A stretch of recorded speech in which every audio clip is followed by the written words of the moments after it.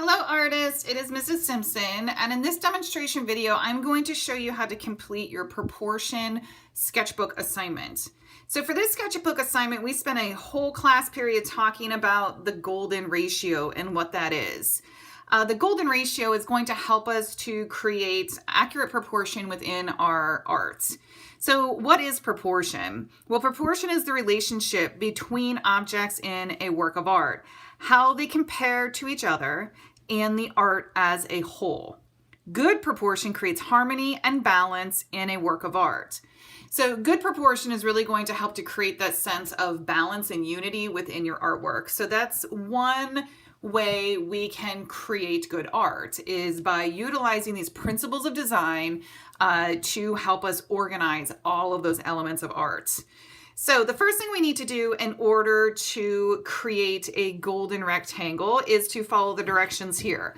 If you were not in attendance for that class where we discussed in detail the golden ratio and the golden rectangle, you may want to refer back to that live session recording, which happened the week of April 1st. So you would want to check back into your calendar for that recording if you need it. So let's take a look here on how we are going to create the golden rectangle. So this is your reference sheet. You don't have to print this one, but you should have it open on your computer screen because you are going to need to follow these step-by-step directions in order to complete the first box here. So the first box is asking us to draw your own golden rectangle by following the steps outlined on the front. Use a ruler to ensure accuracy. So what you're going to need for this sketchbook assignment is a pencil and a ruler. If you don't have a ruler, a straight edge will do. So check your mailbox, check for junk mail, use an envelope is a perfect straight edge. And actually that's what I'm going to use here today. So let's get started here. I'm actually going to zoom us in so that you can see me do this. While I'm doing this though, you won't be able to see me referring to it, but I am just going to be following these step-by-step directions here. So again, you want to make sure that you have yours ready. Okay, so we're super duper close here. So let's start off with step number one. And step number one is asking us to draw a square. So I'm going to use my rectangle here, or my straight edge, to help me draw a square.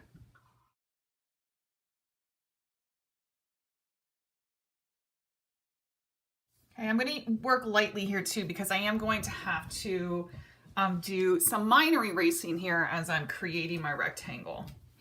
All right, so from here then what I'm going to do is I'm going to cut or divide my square in half. So I'm going to just loosely draw a line down the middle.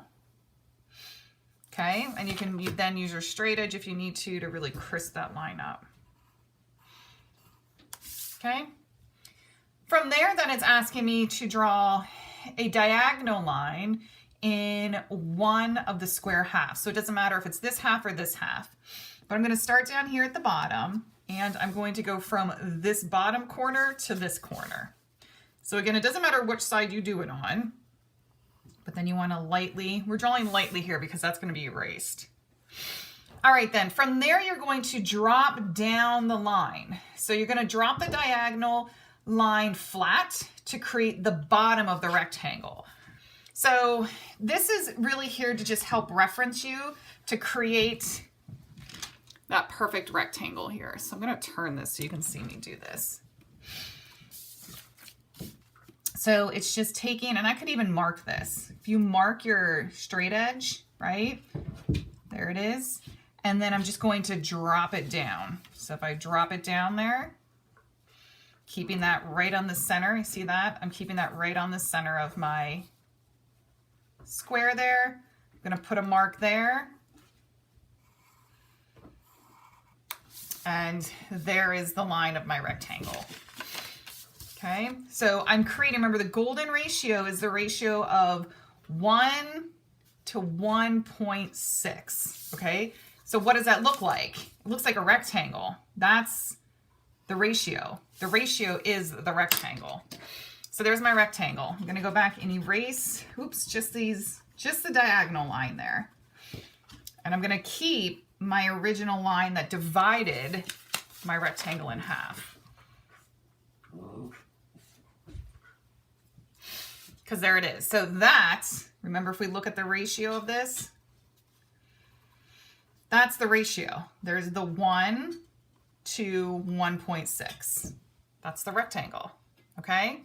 That's it. That is all you need to do in order to complete your top part of the sketchbook assignment, is to create that golden rectangle. Now, this can continue. You don't have to stop here though. So beyond this, you can continue to break down your rectangle by that ratio of a 1 to 1.6. And you can do it just by eyeballing it here. And I'm going to break down that rectangle. And you just keep breaking down the rectangle there, right? Oopsie. Okay. And what that does then is it creates that golden spiral. You don't have to do all this. You can stop where I showed you to originally stop just by showing that ratio of 1 to 1.6. But if you continue to go then you will be able to see how you can put an arch then from corner to corner here, how this then will create the golden spiral, which can also be used to help create a sense of harmony, balance, and good proportion in your art. Okay? Didn't really turn it that perfectly here, but for the sake of our example here, you can see that. All right? So that is how you will draw your golden rectangle. Okay, so for the next boxes then, it's asking us to draw 2 examples of standard proportion in the boxes below. So really what I'm looking for here, and you don't have to worry about overlapping the spiral or the golden rectangle. I'm not worried about that. What I am more concerned with looking at is, can you show me an example of what they're calling a standard proportion? And all that means is that objects appear to be the correct size. So if we come back here, right here is the definition. Objects appear to be the correct size in comparison to its surroundings. So that being said, I have an apple that I already drew here. I'm going to draw then a little ant beside the apple.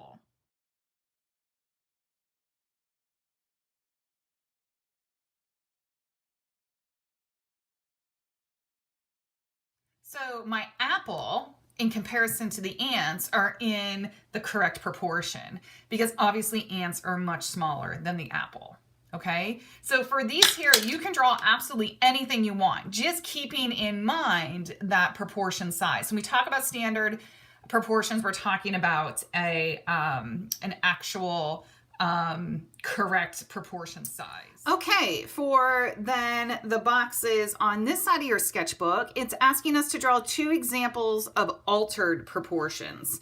So what does that mean? Altered proportions are proportions of objects that have been changed or appear unrealistic. This is when we can make exaggerated proportions. We can blow them up and make them larger than life, or we can shrink them down to miniaturize them. So I always say, think of the proportions of a dollhouse. The dollhouse size proportions are shrunk down to miniature size. Real life objects shrunk down. And then you can do the opposite and blow things up to exaggerate their proportion. So for this little example here, I just did a quick little sketch of this little figure. I didn't even give them much details, but you can see here then I blew up and exaggerated the proportions of the thumbs up. So that is one idea that you can do for this. You can exaggerate proportion on anything. I tell a lot of students to think of anime. I know a lot of you like to draw anime, so you could do any type of anime in these 2 boxes, because the one proportion, or actually there's a few different proportions that are exaggerated or altered in anime. And that, of course, is the eyes. The eyes on animation are large. They really exaggerate that proportion size and make them much, much larger than life. And then I feel they also then make super tiny the nose and the mouth. So for those of you who like to do anime, this is a great time to do little anime sketches in here, because that is a great example of altering proportion with that anime facial features.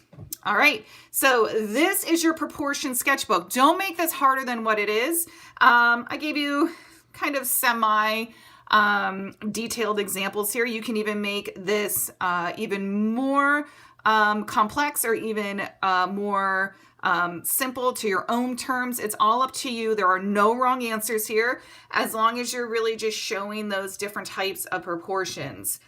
Standard, real looking proportion sizes, the ant compared to the apple. You can do then the opposite. You can make a ginormous ant and a teeny tiny apple to alter the proportions. Don't be afraid to Google search, get some ideas of, your subject matter, of what you can draw, or what are good ideas. You also need to be doing these two boxes as well. Although I'm not doing them in the video, I am expecting for you to give a shot at both of these altered and standard proportions and doing two examples of each to earn the full credits. Don't forget to sign your name, then take a picture of it, scan it, and submit it to the Dropbox for grading.